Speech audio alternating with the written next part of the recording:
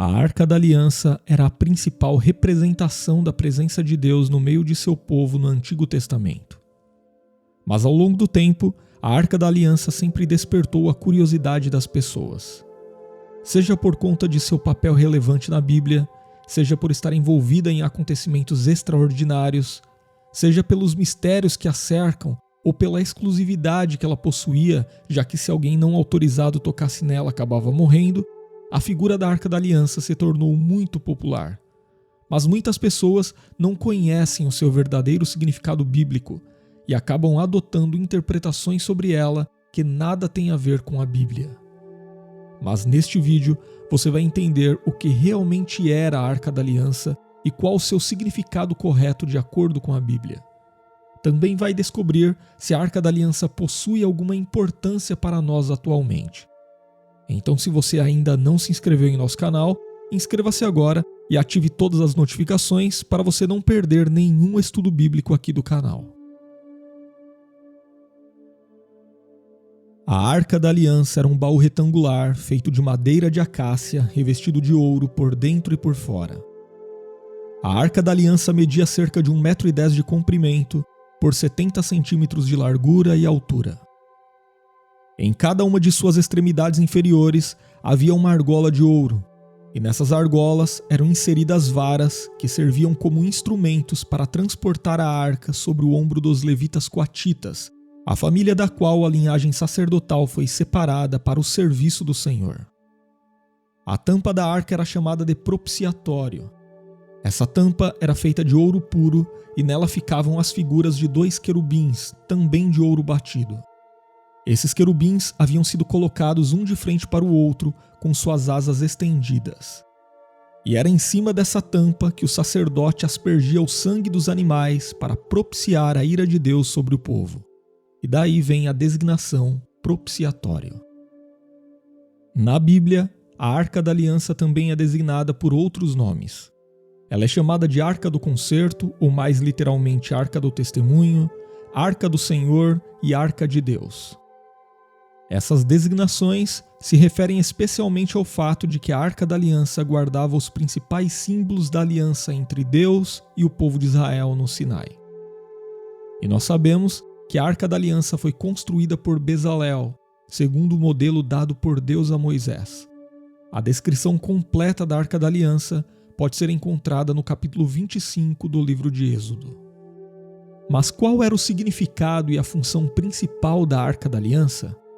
Bom, no Antigo Testamento, a arca é citada cerca de 200 vezes, com pelo menos 22 designações diferentes.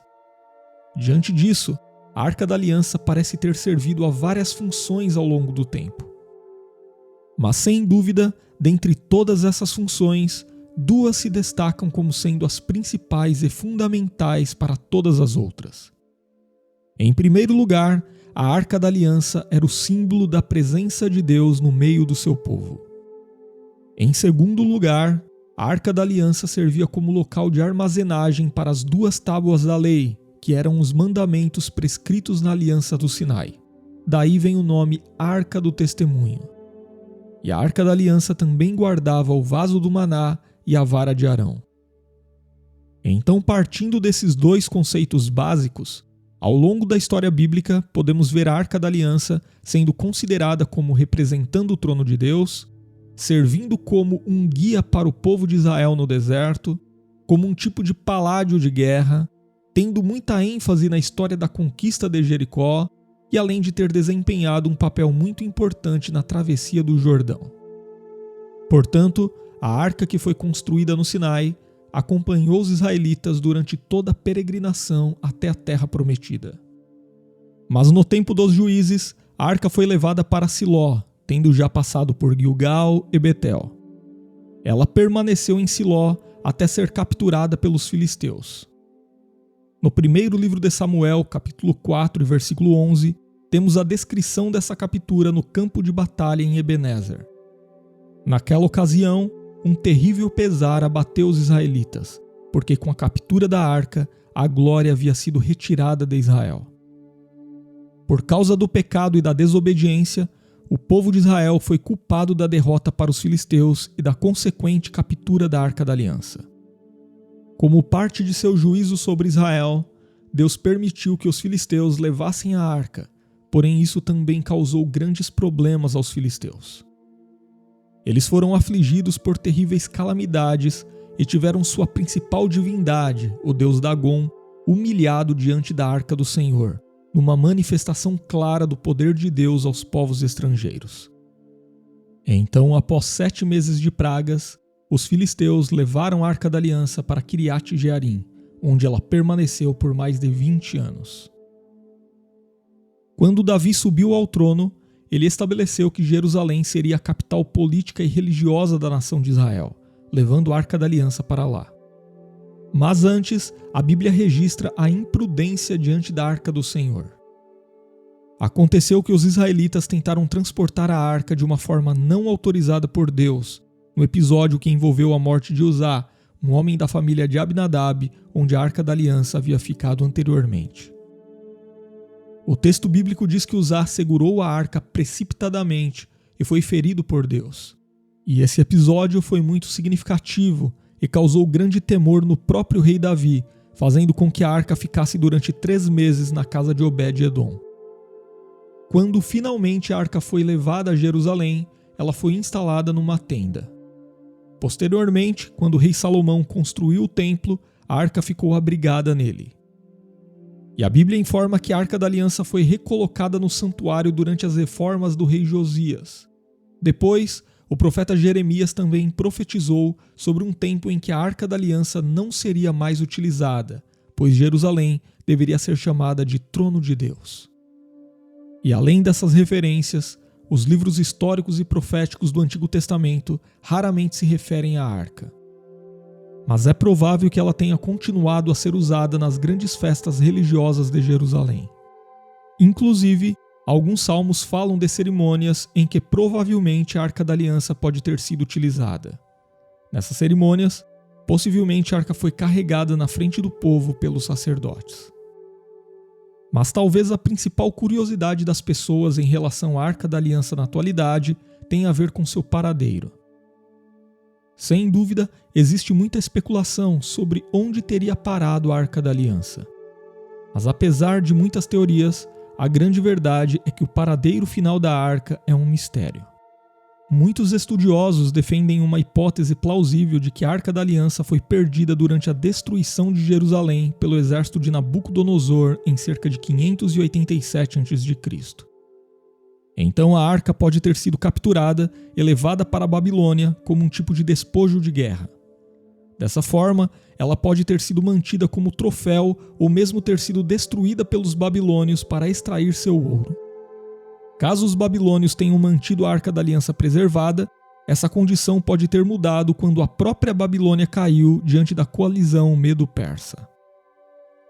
De qualquer forma, é importante entender que o sumiço da arca naquele contexto fazia parte do propósito de Deus no derramamento do seu juízo sobre Judá. Nabucodonosor, o imperador babilônio que invadiu Jerusalém, destruiu o templo e exilou o povo, foi nada mais do que um instrumento na mão de Deus. Além disso, essa sugestão da perda da arca no período de exílio explora principalmente aquela profecia de Jeremias quando o profeta falou sobre a ausência da Arca da Aliança. Por outro lado, também existem referências nos livros apócrifos que afirmam que Jeremias teria escondido a Arca da Aliança. Supostamente ele teria colocado a arca em uma caverna no Monte Nebo, juntamente com a tenda e o altar de incenso, antes da destruição de Jerusalém. Porém, os estudiosos ressaltam a grande improbabilidade disso ter ocorrido. Por fim, uma interpretação bastante popular entre alguns cristãos é aquela que diz que a Arca da Aliança estaria atualmente no céu, devido à sua referência no livro do Apocalipse. O problema é que essa interpretação se baseia numa leitura do livro do Apocalipse que ignora completamente suas características como literatura profética, seu propósito e o estilo simbólico de sua linguagem. Além disso, essa interpretação acaba desviando a finalidade para a qual a arca foi construída. Por isso, essa interpretação não encontra nem apoio bíblico e nem apoio entre os eruditos do Antigo e do Novo Testamento. Mas a melhor definição a respeito do que aconteceu com a Arca da Aliança depende da nossa compreensão sobre o papel importante e específico que ela desempenhou no início da história de Israel. A arca serviu especialmente como símbolo visível da presença de Deus habitando com seu povo. Então, cumprida essa finalidade, provavelmente o próprio Deus permitiu que ela fosse tomada e destruída, evitando que talvez ela se tornasse o maior alvo de idolatria já visto. Além disso, jamais podemos nos esquecer que tanto a Arca da Aliança quanto os demais elementos da adoração no Antigo Testamento eram temporários e simplesmente apontavam para uma realidade superior e realmente definitiva que foi inaugurada na pessoa e obra de Cristo. Isso quer dizer que se a Arca da Aliança era o símbolo da presença de Deus habitando com seu povo, Cristo é a revelação final de Deus habitando em seu povo, mediante o ministério do Espírito Santo, que aplica em nós a obra da redenção e nos qualifica para sermos o próprio templo onde Deus habita. Por isso que, ainda que a Arca da Aliança fosse encontrada, no atual estágio da revelação divina, na nova aliança, ela não teria mais nenhuma finalidade para o povo de Deus. E se você gostou de conhecer o verdadeiro significado da Arca da Aliança, sem misticismo, sem desvios, sem sensacionalismo, mas apenas com base no que a Bíblia realmente diz, compartilhe este vídeo, deixe o seu comentário e inscreva-se aqui no canal.